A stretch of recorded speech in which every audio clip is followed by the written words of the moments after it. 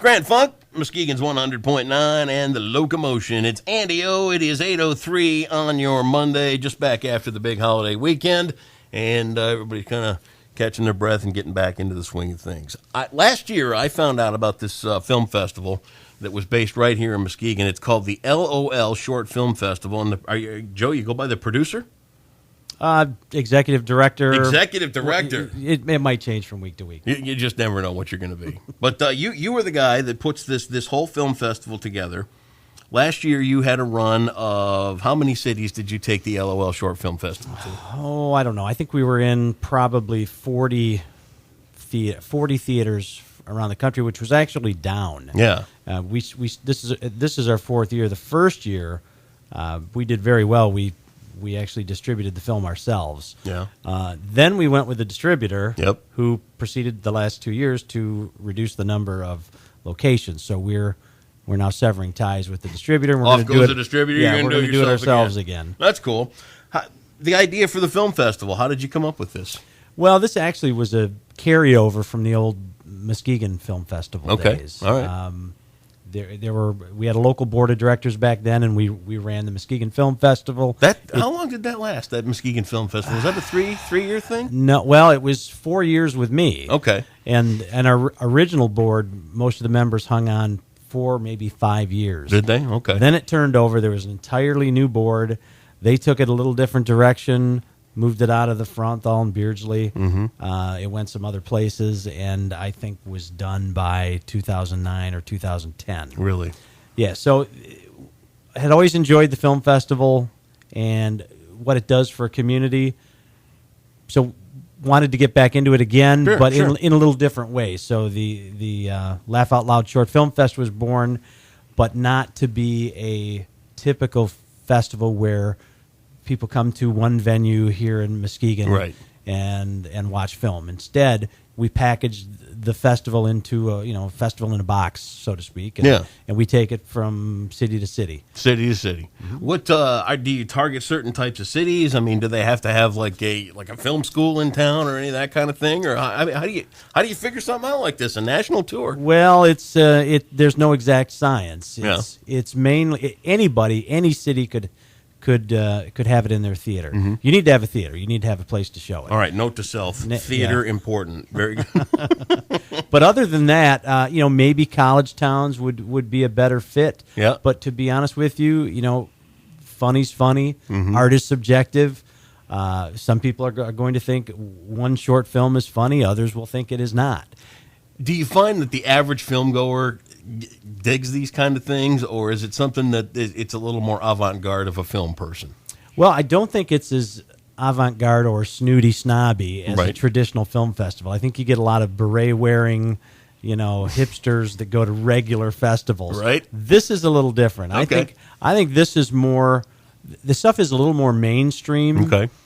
In its attempt, it can tend to be a little raunchier to try to get funnier faster. I remember because I saw the film festival last year, and right out of the box, it was the first film. It was called In a Cup or something like that, wasn't it? I mean, Don't Miss the Cup. Don't Miss the Cup. That's what it was called. And it was all about artificial insemination. Yes. Yeah. And that's the thing with these filmmakers. They don't have an hour and a half to develop characters and get into a storyline. You've got maybe 5, 7, 12 minutes, and you've got to get there in a hurry. In a big hurry. Yeah, and I remember the first one, and because we popped in the DVD of it, and we were watching it, and I'm like, looked over at my wife, I'm like, whoa, these guys aren't messing around. Yeah, your films that you've shown over these years. Now, how many of them have any of the films that you've shown gone on to become bigger productions or TV shows or any of that kind of thing? The actual films, no. But people from the films, yes. Okay. We have LOL SFF. That's our acronym. It's a big mouthful.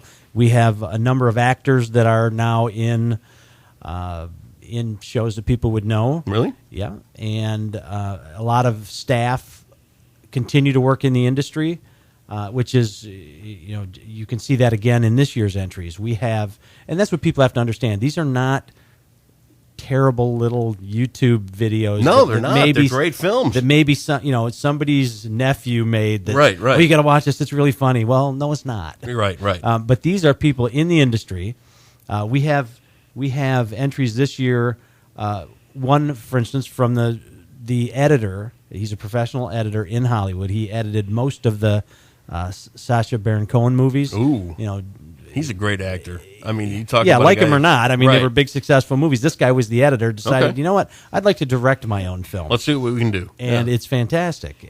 We have some known actors that people will recognize when they see them. Also in a lot of his work. So, in a lot of ways, these short films are a stepping stone to a bigger and better career. The next thing. Yeah, and a lot of people that work in Hollywood are not working in the role that they hope to work in at the end. Right, yeah.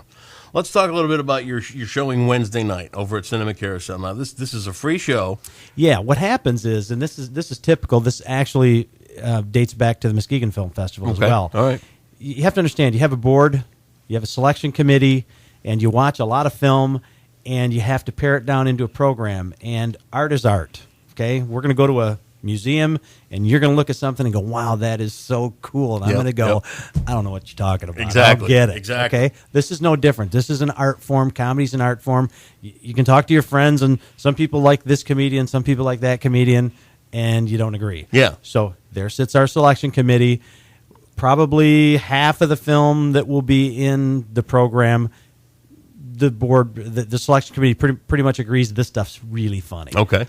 The other half, some people really like, some people don't. They just don't agree. So we always end up in this situation where we're having trouble filling out the program. Right. So we've done this in years past. We're doing it again. We're going to show a bunch of the entries on Wednesday night at 7 o'clock at Cinema Carousel. Okay. And we're going to let an audience tell us through voting. We'll give them a paper ballot and a pen, and they're going to mark, on each film after they watch it, give it a grade, and we'll take we're going to set our lineup based on what the crowd says. So this is basically like you see on TV when you get done with an advanced screening, like a private showing type thing, and then they're like, what did you think of this? I loved it. It was great. 2 thumbs up, that kind of thing. Correct. But you're going to use paper votes instead of... Yes, they're going to be able to give a grade of maybe a 5-point scale of whether they liked it or not, and we'll keep it very simple, and we'll look at a composite score and see how the films do. And do you want to tip your hand to any of the titles or any of the subject matter in the films this year, or do you just want to leave it out there for people to come out and see? Yeah, I don't think it helps at all. I don't think the titles don't mean much to anyone, and I think we just cards close to his well, shirt. no, I just think we'd like people to come out. It's free, number one, sure, and it's a great time, and you get to see up and coming directors, actors. In fact, I just saw somebody from one of our films in commercial for Geico. Really? I'm not sorry.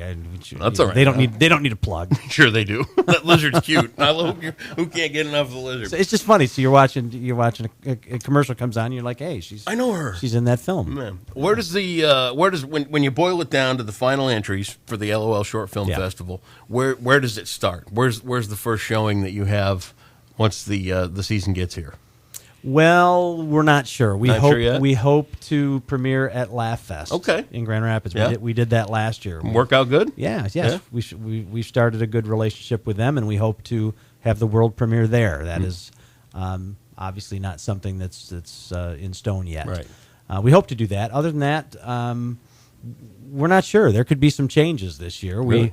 We'll trot it out from city to city. There's also a possibility we could do a multiple city one day. Oh, really? Kind of a deal. Fun. Yeah, and have it all happen in one day. So it's one of those things that people in Muskegon don't generally stop and think that somebody locally has taken the initiative to sit down and go, you know what, I can produce a film festival. We can send this thing all over the country. And that's why we kind of wanted to have you in to talk about the work you're doing and give people a chance to come and see it free ahead of everybody else. Yeah, absolutely. That's awesome. Wednesday night, Cinema Carousel, 7 o'clock. I think at the very least you're going to have a great time and see some funny stuff. Awesome. Joe Edick, the LOL Short Film Festival. We'll put all the details up online at MuskegonRadio.com just after we wrap things up here. Good luck with the festival this year. Thank you. We hope it's a great success and continues to grow. All right, appreciate it. Joe Edick, LOL Short Film Festival. You'll find out more online at Muskegon Radio in just a couple of minutes. It's 8:13. Here comes Survivor.